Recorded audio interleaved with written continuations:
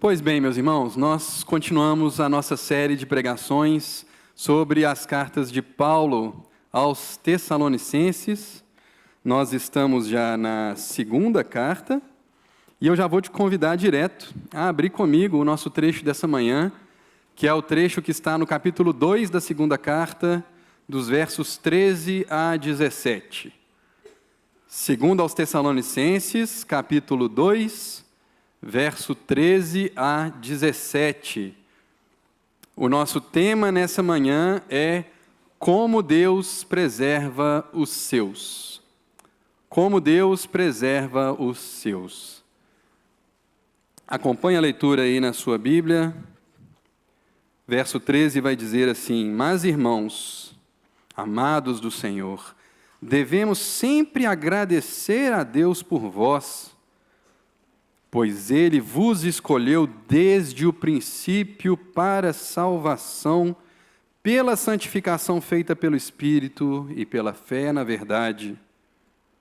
E para isso vos chamou, pelo nosso Evangelho, para alcançardes a glória de nosso Senhor Jesus Cristo. Assim, irmãos, ficai firmes e conservai as tradições que vos foram ensinadas oralmente, ou por carta nossa.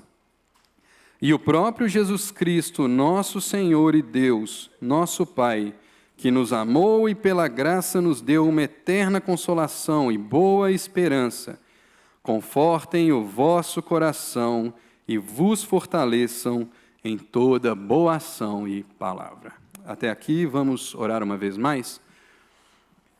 Senhor, nós te pedimos encarecidamente que o Senhor venha ao nosso socorro nessa manhã, Deus. Nós estamos diante da Tua Palavra Santa e nós dependemos, então, daquele que é santo para nos ensiná-la, Senhor. O Teu Espírito Santo, Senhor.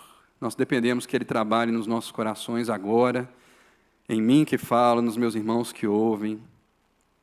Senhor, nós dependemos que Ele nos mova na Tua direção, que Ele mude o nosso coração naquilo que o Senhor desejar mudar, Senhor, nessa manhã. Deus, nos dá instrução, Deus, e nos fortaleça, Senhor, para que saibamos e possamos Te obedecer e Te agradar. Essa é a oração da Tua igreja, no nome do Teu Filho amado. Amém. Meus irmãos, capítulo 2 da segunda carta de Paulo aos Tessalonicenses é o cerne da segunda carta de Paulo a essa igreja. É a razão pela qual Paulo escreve essa carta apenas algumas semanas, no máximo alguns meses após a sua primeira carta. Quando nós lemos o capítulo 2, nós entendemos que Paulo precisou escrevê-la para combater uma doutrina, um entendimento errado que estava se instalando naquela igreja e levando muitos ao erro. Essa doutrina errada dizia que a volta do nosso Senhor Jesus, embora muito real, ela estaria sendo iminente, ou talvez já estivesse inclusive acontecendo ou tendo acontecido. E Paulo, embora encoraje os irmãos a viver sob a expectativa da volta de Jesus, ele precisa então explicar para esses irmãos que a volta de Jesus é certa, é iminente, mas existem alguns eventos que a antecedem. E o principal evento que Paulo destaca aqui no capítulo 2, nos primeiros 12 versos, é a manifestação de uma figura iníqua, de uma figura ímpia, que Paulo chama aqui de o homem do pecado, o homem da iniquidade ou filho da perdição.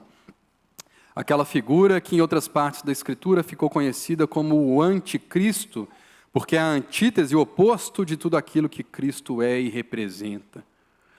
Então não haveria como Cristo já ter voltado ou estar para voltar sem que esse homem se manifeste primeiro. Haverá, no entanto, um momento em que Deus vai permitir o aparecimento dessa figura e a sua ação.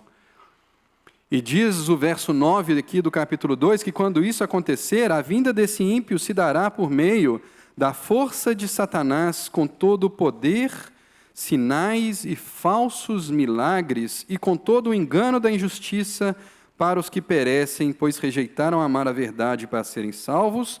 É por isso que Deus lhes envia a atuação do erro, para que creiam na mentira, para que sejam julgados todos os que não creram na verdade, mas tiveram prazer na injustiça. Ouvimos sobre isso na semana passada, a pregação aqui na sede foi do pastor Igor. Se você não ouviu, te convido a procurar, escutar. É importante você entender esses eventos que antecedem o fim. Mas aqui no final desse trecho aqui, dos primeiros 12 versos, o foco de Paulo é claro.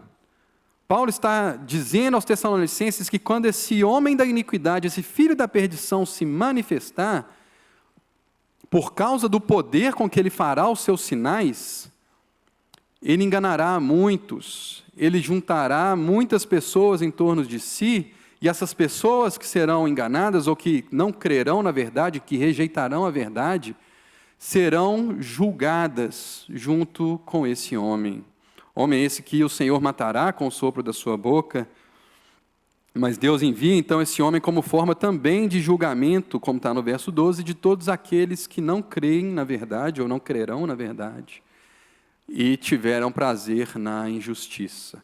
Então esse trecho dos primeiros 12 versos, Paulo está finalizando esse trecho focando em um grupo de pessoas, aqueles que seguirão o anticristo e serão julgados com ele. É por isso, então, que o nosso trecho agora, a partir do verso 13, abre com uma partícula muito importante, gloriosa, que é um gigante mas. Existe esse grupo de pessoas que vai ser julgado eternamente por terem seguido o espírito e a maquinação do anticristo, mas, diz Paulo, graças a Deus, que vocês, tessalonicenses, não serão julgados ou enganados pelo anticristo. E, por extensão, nenhum dos cristãos será enganado e julgado com o anticristo. Meus irmãos, esse é todo o ponto desse trecho. Graças a Deus, os cristãos não serão enganados e julgados com o anticristo. Se você esquecer o resto todo que eu falar aqui, lembre-se disso. Graças a Deus que os cristãos não serão enganados com o anticristo. Isso é tudo que eu tinha para falar. A partir de agora eu estou enrolando vocês para dar tempo do almoço ficar pronto e os irmãos não quebrarem muito a rotina do domingo. É claro que Paulo vai explicar agora por que eles podem estar tão certo que os cristãos não serão enganados, os crentes verdadeiros não seguirão o anticristo para serem julgados com ele. E como Paulo explica, nós vamos explicar também.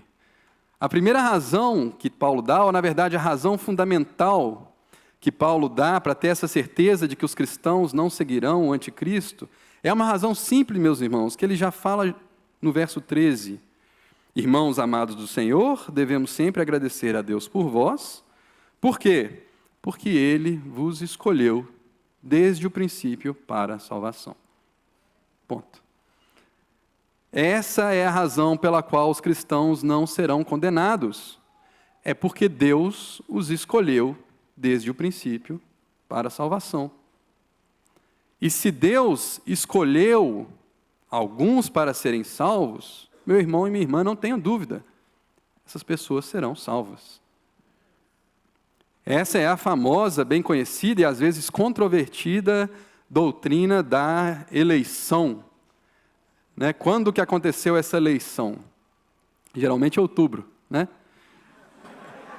Essa eu perdi. Não, mas Deus nos elegeu, de acordo com Efésios 1:4, diz que Deus nos escolheu ou nos elegeu nele desde antes da fundação do mundo. Esse é o princípio, né, de que fala aqui, segundo aos Tessalonicenses. Deus, quando, nos seus propósitos eternos de criar todas as coisas, já tinha nesse propósito habitar com um povo seu, particular, escolhido. A eleição é uma doutrina controvertida muitas vezes porque ela não é bem compreendida. Nós, de alguma forma, queremos trazer o nosso próprio senso de justiça como se nós pudéssemos ser mais justos que Deus, e nos levantamos contra ela dizendo: como que Deus pode ter a coragem de eleger só alguns para a salvação e não todos? Meu irmão, isso é um erro crasso, porque a pergunta está invertida. A pergunta não é como Deus pode escolher só alguns. A pergunta é: como é possível que Deus escolha alguns, sendo que todos são dignos de condenação? Essa é a pergunta correta. Por que Deus, não estando sob obrigação nenhuma de salvar, escolhe salvar? Essa é a pergunta correta. Por que Deus, não estando sob obrigação nenhuma, escolhe salvar? E a resposta que Paulo nos dá é a resposta que Deus nos dá. É a resposta pela qual, é a razão pela qual ele chama os irmãos de amados do Senhor. Deus nos escolheu porque Ele nos amou. A razão, a base, a motivação por trás da eleição, meus irmãos, é o amor de Deus. E é interessante que Deus explica isso em certo momento da história para o próprio povo de Israel. Abra comigo sua Bíblia em Deuteronômio, capítulo 7. Nós vamos ler dos versos 6 a 8.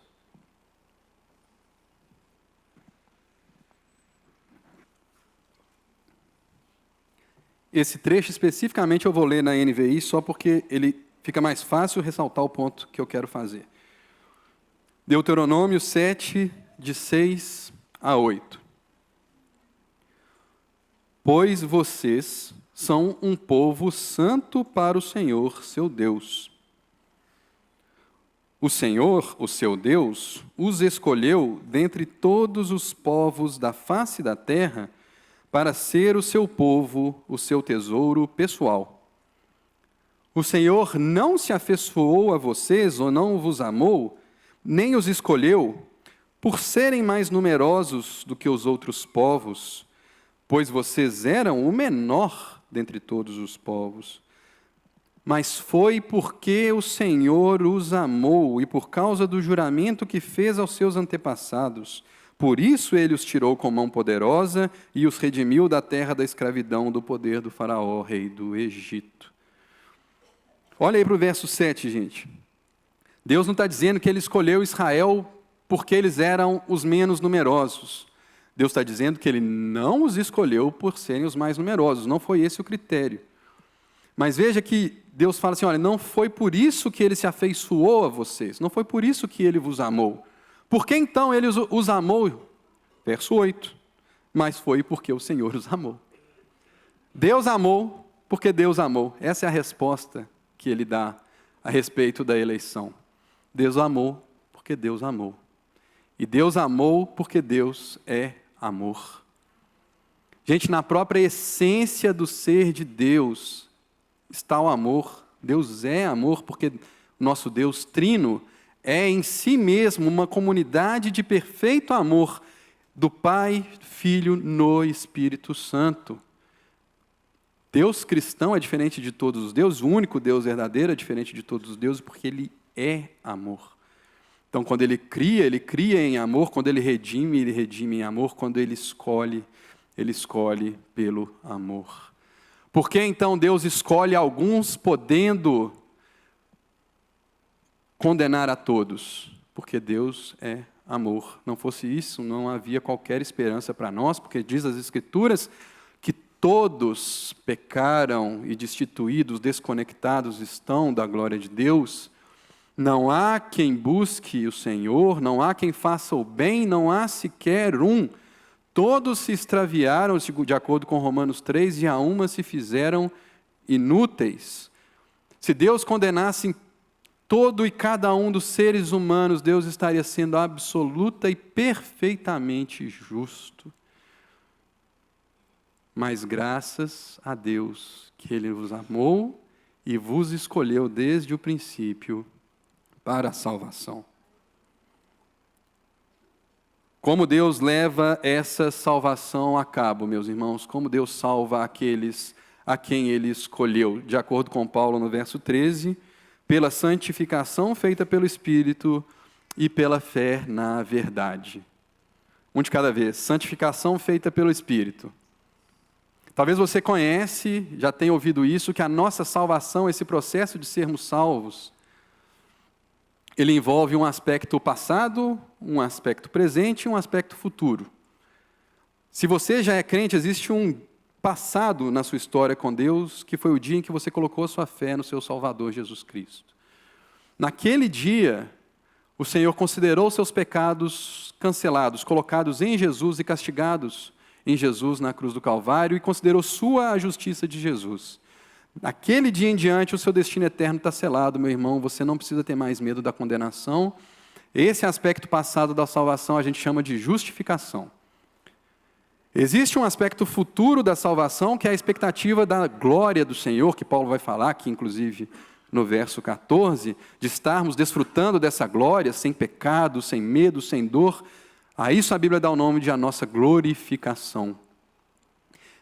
E existe um aspecto presente, que é o que Deus está fazendo com cada um de nós, que paulatinamente Ele está formando o caráter de Cristo em nós e nos conformando à imagem do seu Filho.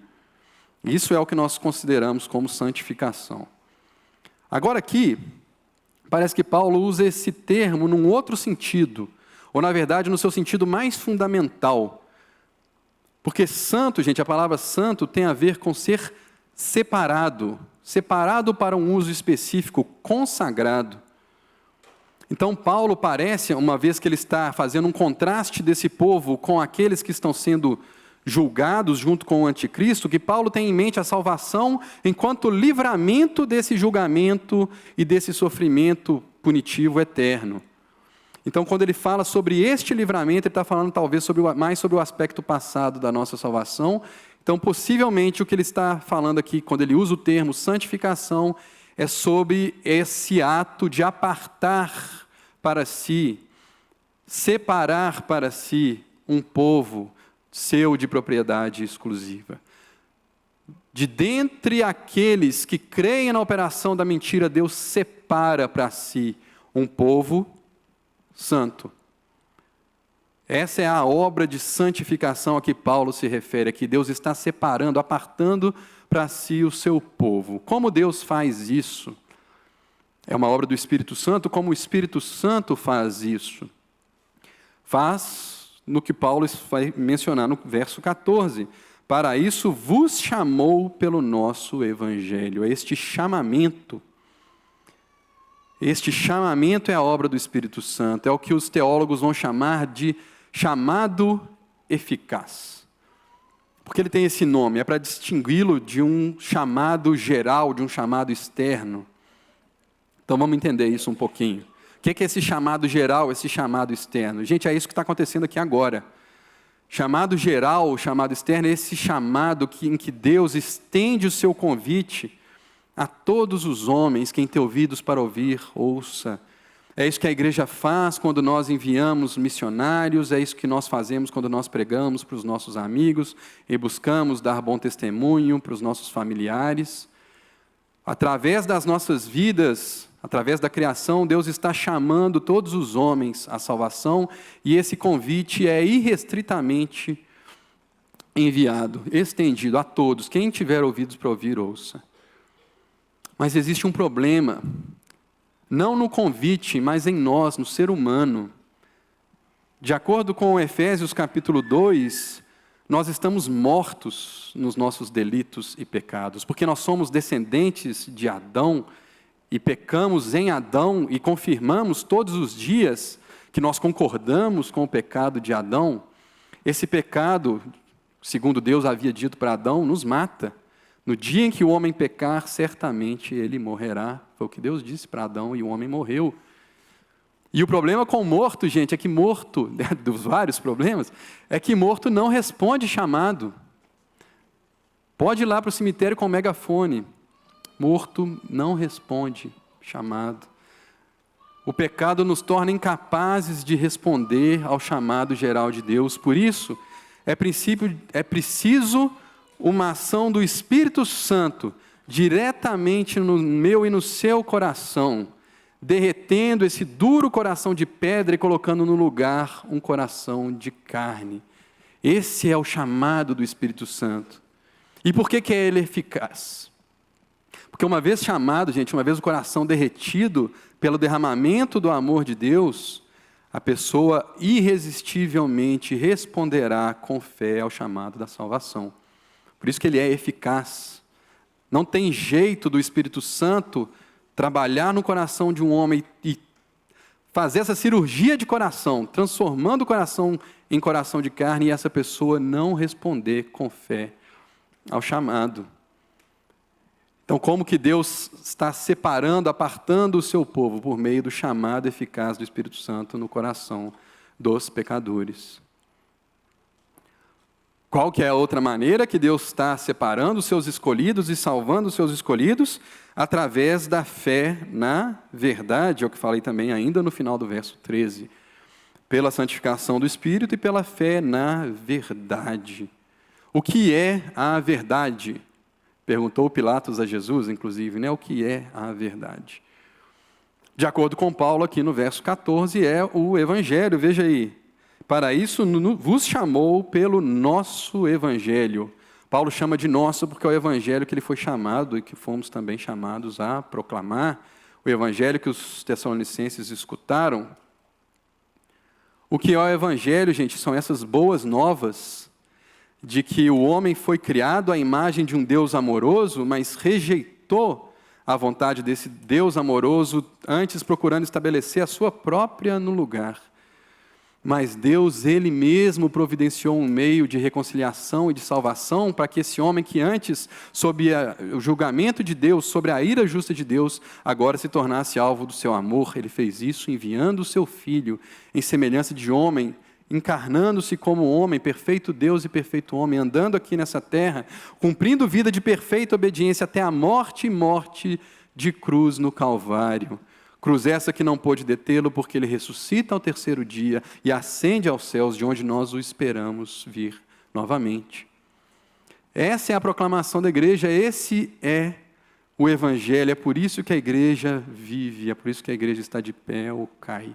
É pelo Evangelho que nós proclamamos, e essa é a verdade que precisa ser crida. A fé não tem poder salvador por si só. Você pode ser sincero no seu coração de ter fé em alguma coisa, você pode esperar sinceramente que a qualquer outra fé vá te salvar, que qualquer outra crença te leve a Deus, enquanto você seja basicamente uma boa pessoa. Mas a fé que salva não é a fé pela fé, é a fé no objeto correto, é a fé na substância correta, naquele que de fato pode te salvar. Você pode acreditar muito que o remédio vai fazer efeito. Se ele for o remédio errado, eu sinto muito. A fé precisa ser colocada na verdade. Nós proclamamos a verdade de que só em Jesus Cristo há salvação. E nós precisamos crer no nosso Senhor. A fé envolve saber, ouvir essa proclamação, concordar com essa proclamação e colocar a sua fé em Jesus. Aí você talvez está pensando assim, ufa, finalmente alguma coisa para eu fazer, né? Porque até então era Deus que antes mesmo de eu pensar em existir, estava lá me escolhendo. Depois era Deus que pelo seu Espírito Santo estava me chamando, era Deus encarnando Jesus, Jesus morrendo na cruz, tudo Deus, Deus, Deus, é onde é que eu entro nesse negócio? Entendi, eu entro com a fé. Então, pela graça sois salvos mediante a fé, e isso não vem de vós, é dom de Deus, Efésios 2, né? Mesmo a fé que você precisa, essa confiança que você precisa depositar na verdade do seu Salvador, essa confiança para andar com Jesus todos os dias, precisa ser dada a você.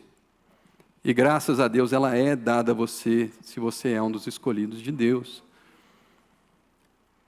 Meus irmãos, é por isso, é porque o processo de salvação é de Deus, do princípio até o fim, é que somente o Senhor é glorificado pelos seus salvos. A obra de Deus não deixa espaço para nenhum orgulho, para nenhuma vanglória, nenhum espaço para que alguém roube a glória de Deus. Ela é a obra dele do início até o fim. É por isso que Paulo vai falar aí no verso 14, que nos chamou pelo nosso evangelho para alcançardes a glória de quem? Do nosso Senhor Jesus, a glória dele. Ah, mas está falando que a gente vai alcançar, que a gente vai obter, adquirir algo dessa glória. A ideia aqui, meus irmãos, é aquilo que nós pregamos algumas semanas atrás, quando falamos sobre o verso 10 do capítulo 1, que Paulo fala sobre a volta de Jesus, que ele, naquele dia, ele vier para ser glorificado nos seus santos e admirados em todos os que houverem crido. De alguma maneira, meus irmãos, nós seremos glorificados, é o aspecto futuro da nossa salvação. Mas quando nós fomos glorificados, o que nós estamos fazendo nada mais é do que refletir a glória do nosso Senhor, enquanto trabalho completo exibido para toda a criação e para todos os anjos. Não existe glória para nós, a glória é toda de Deus, e Ele, por graça, nos chamou a partilhar, a refletir perfeitamente essa glória. Mas veja, meu irmão, que quem está escolhido desde antes da fundação do mundo, está também glorificado no final de todas as coisas. Não tem ninguém que se perca no caminho. A cadeia de ouro de Romanos capítulo 8, aos que Deus de antemão conheceu, a estes também predestinou, para serem conformes à imagem de seu Filho, para que ele seja o primogênito entre muitos irmãos, e aqueles a quem predestinou também chamou, e a quem chamou também justificou, e a quem justificou também glorificou. Os mesmos que estão ali no início sendo eleitos, sendo escolhidos, estão ali no final sendo glorificados. Esse cano não vaza, não passa ninguém ali, gente. É por isso que nós podemos falar com Paulo, graças a Deus, que os cristãos não serão enganados e nem julgados com o anticristo. Amém? Paulo está explicando isso para os irmãos, graças a Deus por vós, gente, porque Deus escolheu vocês. E se Deus escolheu vocês lá no princípio, isso é garantia suficiente de que você estará com Deus lá no final. Assim que Paulo faz essa maravilhosa exposição da salvação, ele já dá para eles um mandamento, que de certa forma, em outras palavras, ele já tinha dado no início do capítulo. Assim, irmãos, ficai firmes e conservai as tradições que vos foram ensinadas oralmente ou por carta nossa. Assim, baseado nisso, por causa disso, por causa dessa exposição da salvação, porque a glória é de Deus, fica firme. Conserva as tradições, as doutrinas, aquilo que você tem aprendido de nós oralmente, enquanto estávamos aí entre vocês, e pela nossa primeira carta. Paulo já tinha dito para eles, no verso 3, que eles não deveriam ser enganados de modo algum, ninguém vos engane de modo algum, diz aí o verso 3. Agora ele simplesmente dá a versão positiva desse mandamento, fiquem firmes. Ficar firmes é não ser enganado é ficar firmes. E ele fala no verso 2, que não mudeis facilmente o vosso modo de pensar, nem fiqueis assustados por causa de espírito, palavra ou carta, atribuídos indevidamente a nós. Então ele fala aqui de palavra ou carta deles, e no verso 15 ele fala de novo, o que vocês aprenderam oralmente, por palavra e por carta, conserva. Então, qual que é a ideia, gente? Ainda que um anjo aparecesse para os Tessalonicenses, falando alguma coisa diferente do que Paulo tinha ensinado para eles enquanto lá esteve, e depois pela sua primeira carta, rejeita. Mesmo que for um anjo, rejeita. O que vocês têm que fazer? Vocês têm que lembrar, não é isso que ele fala no verso 5? Não vos lembrais de que eu vos dizia essas coisas enquanto ainda estavam convosco. Eles tinham que se lembrar do que Paulo ensinou e obedecer. Lembrar e obedecer. Aí você pode perguntar, mas só se você for muito chato. Aí você pode perguntar, mas para que eu tenho que ficar firme e ficar lembrando e obedecendo, se afinal de contas a minha salvação já está garantida? Aquela velha ladainha, né, gente? Se a salvação é de Deus do princípio ao fim, por que eu vou fazer alguma coisa? Preguiça. Por que Paulo manda isso para eles, gente, se afinal de contas a salvação está garantida? Por que Paulo não fala para eles, gente, a salvação está garantida, agora relaxa, pegue a bebida de sua preferência e assista Jesus voltar? Eu gostaria que fosse. Mas não é isso que Paulo fala. Paulo fala, olha, fica firme. E ele vai falar por quê. Ele vai explicar como é possível que um cristão que está com a vida ganha pode ter motivação para obedecer ao Senhor. Versos 16 e 17, e o próprio Jesus Cristo, nosso Senhor, Deus e nosso Pai, que nos amou e pela graça nos deu uma eterna consolação e boa esperança, confortem o vosso coração e vos fortaleçam em toda boa ação e palavra. Isso aqui é uma bênção, né? Uma oração. Paulo deseja, né? Paulo espera que Deus faça alguma coisa no meio daqueles irmãos. E a gente sabe que, na verdade, é uma bênção que se cumpre. Não existe chance de que Deus não fosse atender essa oração de Paulo. Então, se isso aqui é uma certeza, me permitam trazer as afirmativas aqui do verso 17 para o modo indicativo, no futuro do indicativo. Deus confortará o vosso coração e Deus vos fortalecerá em toda boa ação e palavra. Quem dá para a gente a força para a gente obedecer a Deus, quem nos capacita a obedecer a Deus a partir da nossa salvação, é o próprio Deus. Que surpresa, não é mesmo? Que Ele cuide do nosso processo de salvação em todos os seus aspectos, e agora nesse processo de santificação, agora sim como esse processo, Deus, Ele mesmo, está nos capacitando a obedecê-lo, nos fortalecendo e confortando o nosso coração para toda boa ação e palavra.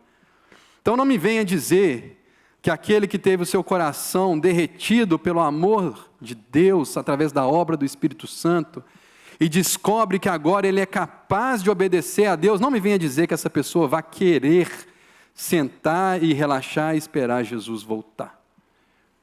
Quem levanta essa objeção é alguém que nunca experimentou o amor de Deus no coração, porque quem experimenta o amor de Deus no coração e descobre-se agora capaz de responder com fé e amor e obedecer a Deus e agradar ao Senhor, jamais vai optar por sentar e esperar a volta de Jesus.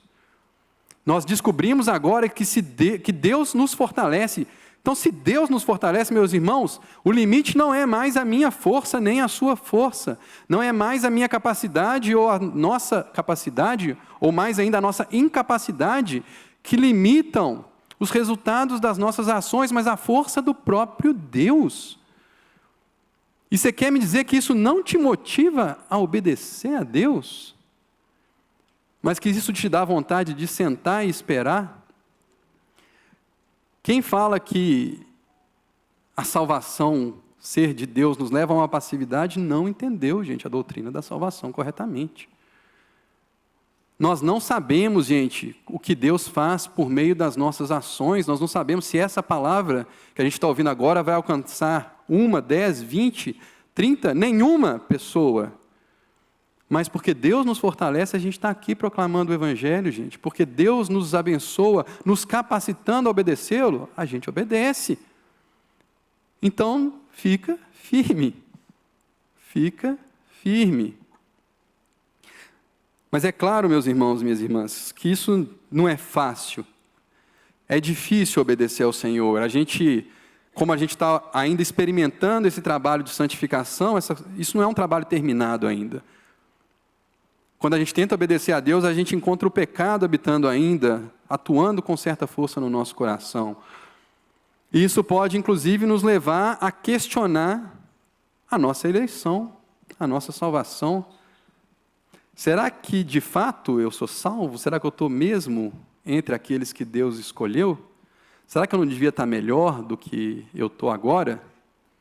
É difícil ter essa certeza porque não depende da gente, né? Depende de Deus. Se dependesse da gente, estava fácil, né? Aí era não, com certeza. Né? Não tinha dúvida.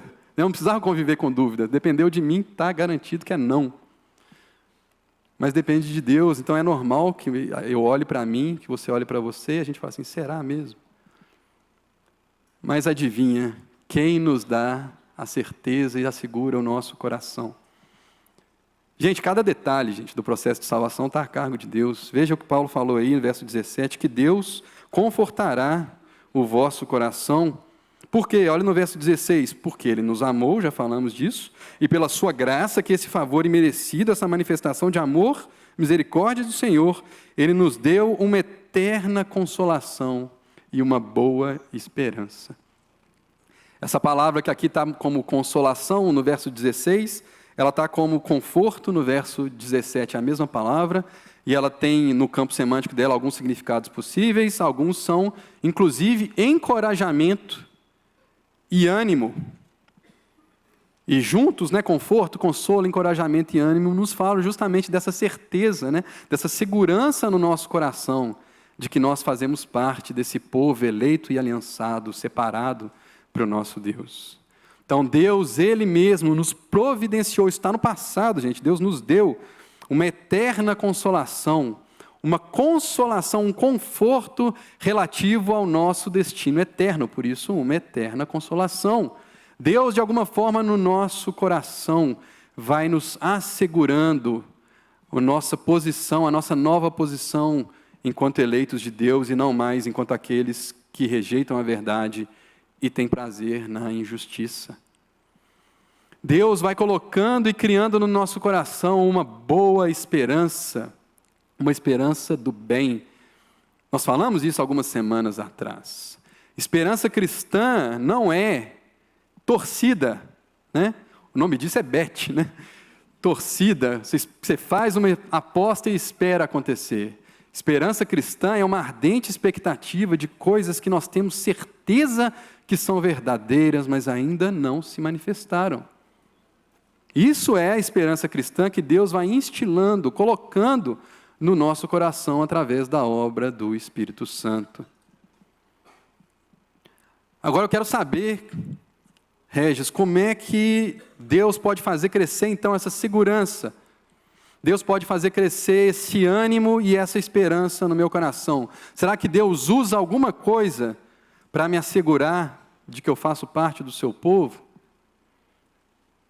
Se você está esperando alguma resposta muito sobrenatural, muito espetaculosa, talvez você se decepcione.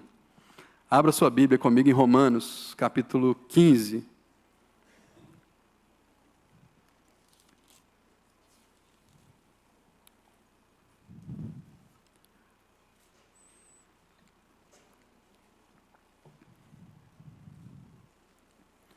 Romanos capítulo 15, verso 4.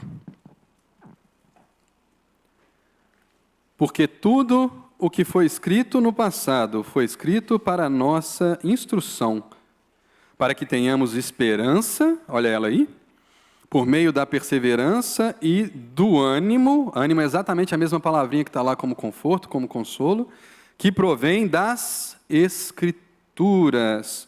Que o Deus da perseverança e do ânimo vos dê o mesmo modo de pensar entre vós, segundo Cristo Jesus. Você está me dizendo, então, que as Escrituras foi a maneira que Deus providenciou para te dar esperança e encorajamento. Exatamente. Você quer ter certeza da sua salvação? Você não tem que procurar o arrepio. Necessariamente, você não tem que procurar nada além do que as Escrituras e o Deus que lá se revela a você.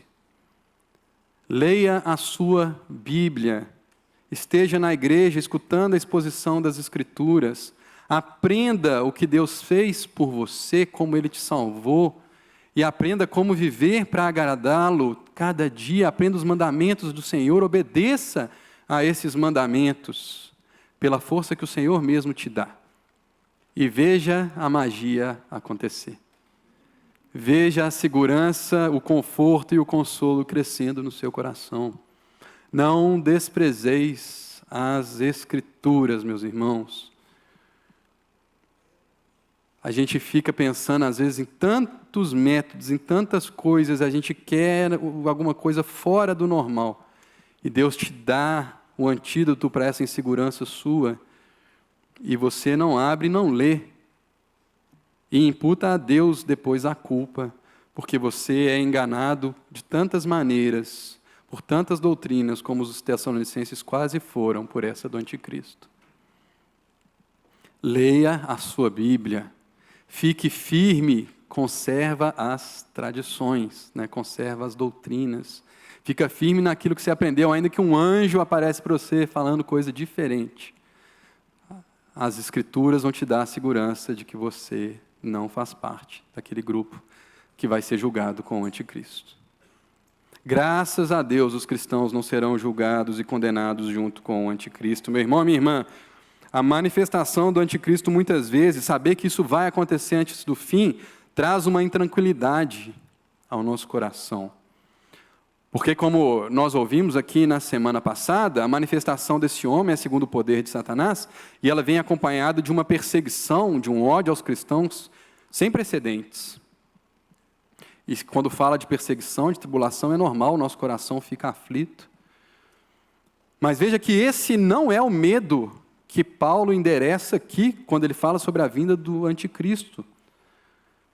Quando Paulo fala sobre a vinda do anticristo, o medo que ele tenta tratar no coração dos cristãos é de que, se fosse possível, nós negaríamos o nosso Senhor. Esse tem que ser o medo do nosso coração, não negar a Deus com vista às perseguições. E não o sofrimento que a gente pode passar, embora isso seja uma reação natural.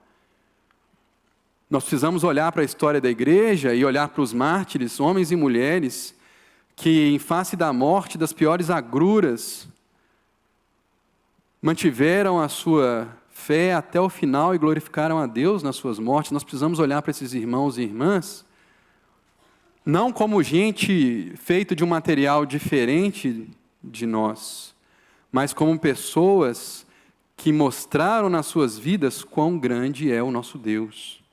Nós precisamos olhar para os mártires e ver como Deus é poderoso e gracioso de sustentar a fé dos seres humanos, aqueles a quem Ele elegeu, até o final.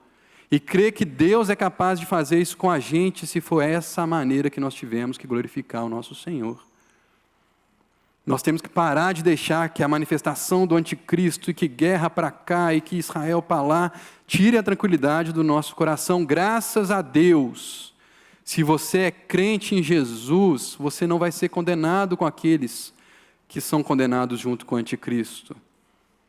Como diz Jesus em Mateus capítulo 10, não tenha medo daqueles que só podem matar o corpo. Temei antes aquele que é capaz de lançar tanto a alma quanto o corpo no inferno. Esse é o medo genuíno. Por isso, meu amigo, se você entrou aqui, se você está ouvindo essa pregação, considere que o Espírito Santo possa estar te chamando, derretendo seu coração para você responder com fé e escapar dessa ira vindoura. O convite está estendido. Enquanto o Senhor Jesus não voltar para julgar, ainda há tempo. Meus irmãos, graças a Deus por essa tão grande salvação. A glória é toda dele, do início ao final, e é porque ele garante que nós temos a certeza de que seremos preservados firmes até o último dia. Graças a Deus, os crentes não serão enganados nem julgados com o anticristo. Amém? Amém. Vamos orar.